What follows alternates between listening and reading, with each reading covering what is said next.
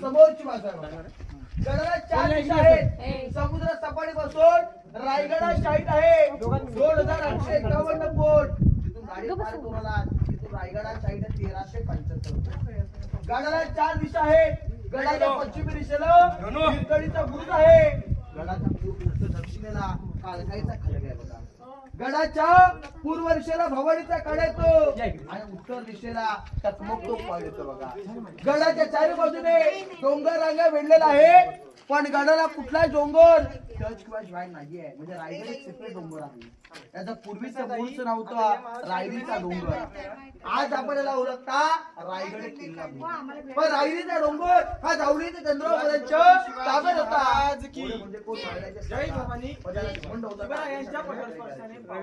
राजाने बोलायला प्रेमाचं पत्र बनवलं. पत्रात उल्लेख केलं की जावळीच्या चंद्रामध्ये माझं नाव आहे गणेश बळीराम हावकिनकर. या रायगडामध्ये महाराजांना डायरेक्ट विद्यार्थी शाळेच्या अगोदर कधी आपण तुम्ही केव्हा झालात राजे? आम्ही खरे राजा आहोत. उद्याचे असेल तर राजाची हो. तुमच्यासाठी मी दारोगोला तोफखाना महाराजांनी विद्यार्थी चॅलेंज केलं. महाराजांनी क्रोध आला आणि त्या क्रोधाच्या वेशात राजगडावरून 145 किलोमीटर सरदार पाठवले प्रतापगडाच्या पायथ्यापाशी. प्रतापगडाच्या पायथ्यापाशी अफजल खानाचा वध झाला. सर्वांना माहिती आहे. आणि खाली जावळीचं खोल येतं बघा. मग तिथं विद्य झालं. विद्याच्या तहत मोऱ्यांचा चुलत भाऊ हनुमंतराव मोरे हा सुरेश काकाडे असते मारला गेला. विधीपोटी जावळीचे मोरे महाराजांना शरण आले. हा डोंगर महाराजांनी ताब्यात घेतला.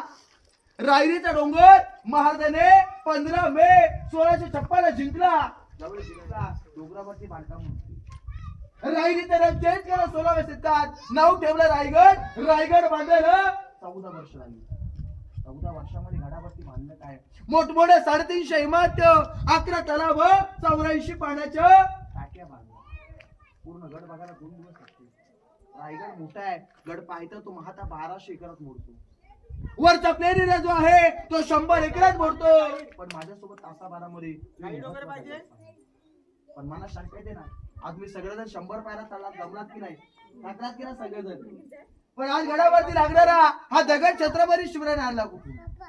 तर दगड गडाच्या पायथ्यापासून आला नाही. 11 तलाव, 84 पाण्याच्या खोदल्या. तिथून जो दगड निघाला तो रायगडाच्या बांधकामात. एका दगडी 2 पश्चिम बिनाच पाणी त्याला बांधकाम दगड निघाला. हे जॉईन करण्यासाठी रेती सिमेंट वापरलं नाही. चुना सिसं गुळ वापरून रायगडाचं बांधकाम भक्कम बनवलं. दगडाचं बांधकाम शिवाजी महाराजांनी बनवलं 1670 ला.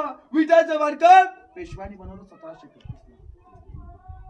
आज गड पाहत आहे, पण गड पाहायचं पायी बघा. कारण की डोक्याचा गड हा